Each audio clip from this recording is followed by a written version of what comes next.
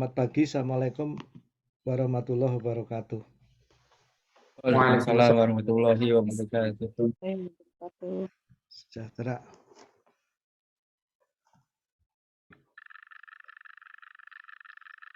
Pagi ini kita akan membicarakan beberapa topik. Pertama adalah titik tekannya adalah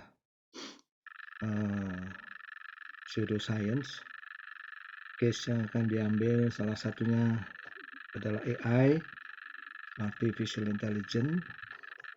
Sebenarnya ini nanti juga berlaku untuk data science ya, karena mirip. Dan ada dua filsuf yang akan banyak kita kutip hari ini, yaitu Imre Lakatos, salah satu murid yang sangat cerdas, kalau tidak dibilang paling cerdas ya, dari Karl Popper, namun meninggal mendahului Karl Popper. Ada beberapa karya yang sangat terkenal, salah satunya adalah The Methodology of Scientific Research Programs yang diterbitkan oleh Cambridge University Press, di mana dalam karya ini menurut saya karya bersejarah ya, yang sangat luar biasa, yang memang sangat perlu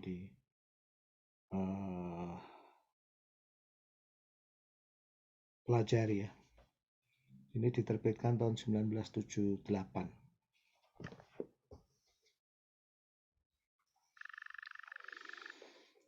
Yang kedua adalah Mario Bunge, seorang filsuf yang baru meninggal dalam usia 100 tahun, tahun 2020, yang memiliki tulisan yang karya-karya yang sangat bagus.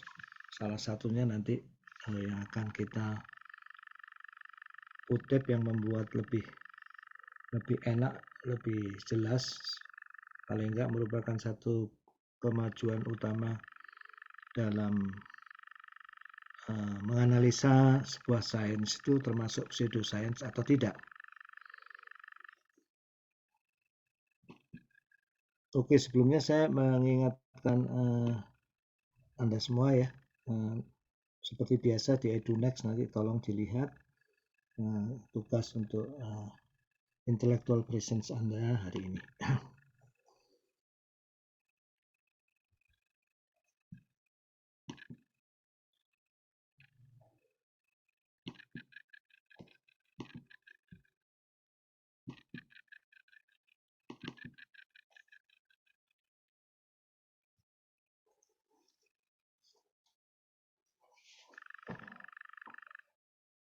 Jadi sebuah studi dari Cambridge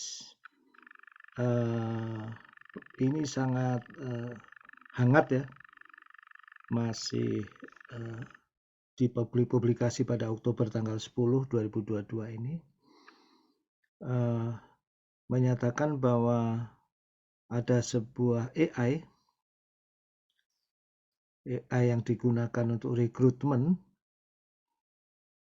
Jadi AI ini sebetulnya ditujukan untuk anti-discrimination AI for recruitment ya.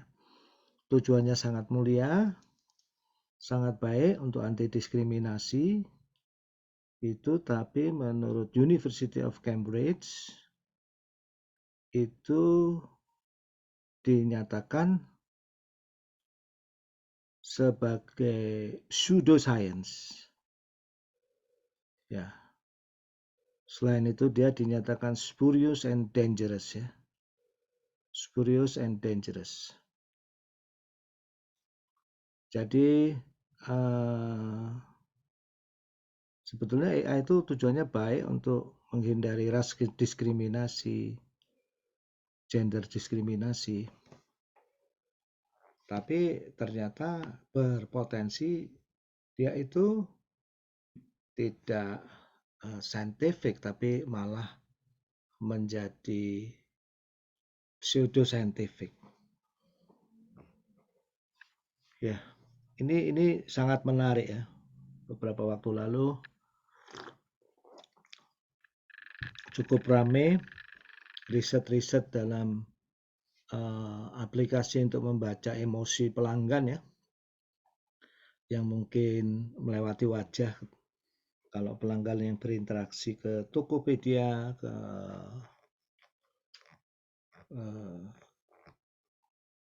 berbagai e-commerce ya, Tokopedia, Shopee, whatever ya, Bukalapak dan lain-lain. Itu wajahnya ditangkap oleh kamera, kemudian emosi-emosinya dianalisis ya. Nah, ini secara logika machine learning dan data science mungkin dengan menggunakan supervised machine learning bisa kita pahami begitu. Tapi apakah penerapan AI seperti itu tuh suatu yang scientific atau pseudo scientific, itu persoalan lain. Nah, kalau dianalisa lebih lanjut, jadi AI yang dihantam oleh University of Cambridge ini dinamakan personality machine ya, mesin kepribadian. Jadi artificial intelligence ini menggunakan input data gambar wajah orang.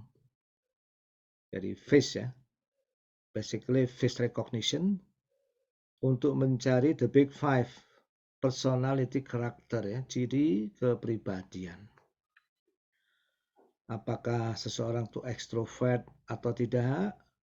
Apakah seseorang itu ramah atau tidak? Apakah seseorang itu open-minded atau tidak? Bagaimana kesadaran orang itu dan neuroticisme. Nah,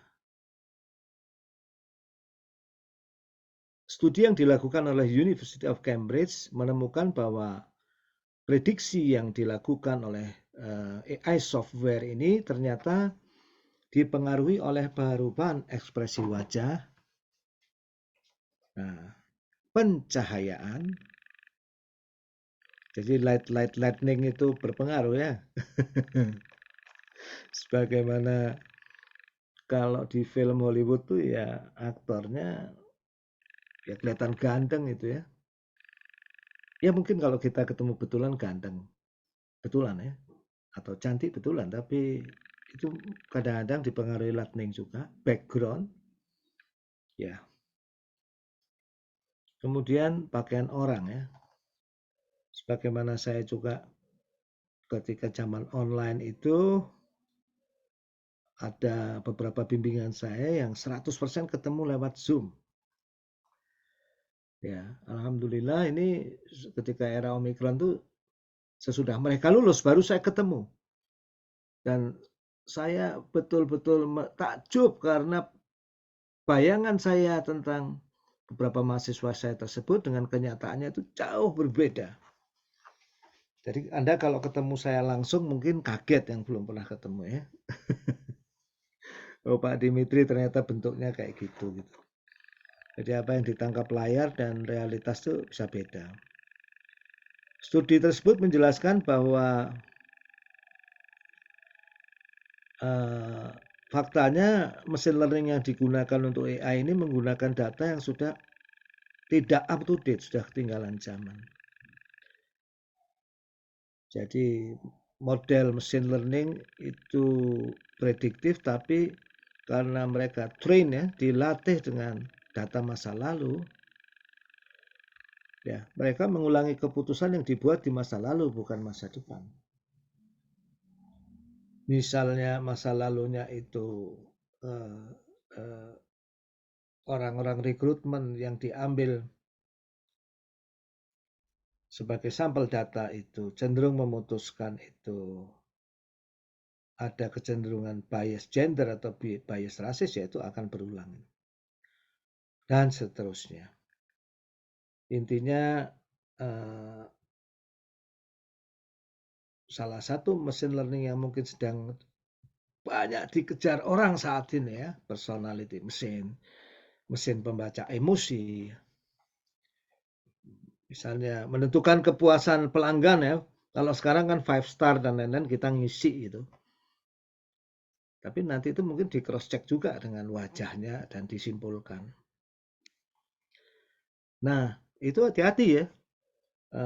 How to guarantee this kind of approaches ya. Pendekatan-pendekatan dan metode seperti ini scientific dan bukan pseudoscience, bukan utak-atik data, ya. Sebagaimana kita kenali beberapa karya-karya yang sangat dahsyat ya. Bagaimana menipu dengan statistik itu luar biasa. Saya sampai beli bukunya bahasa Inggris, bahasa Indonesia ya. saking gilanya itu bagaimana menampilkan statistik yang bisa menipu ya. Jadi statistik itu tujuannya sebetulnya untuk mendekatkan diri kita pada realitas, kebenaran, tapi dia sebetulnya bisa digunakan untuk menipu juga gitu.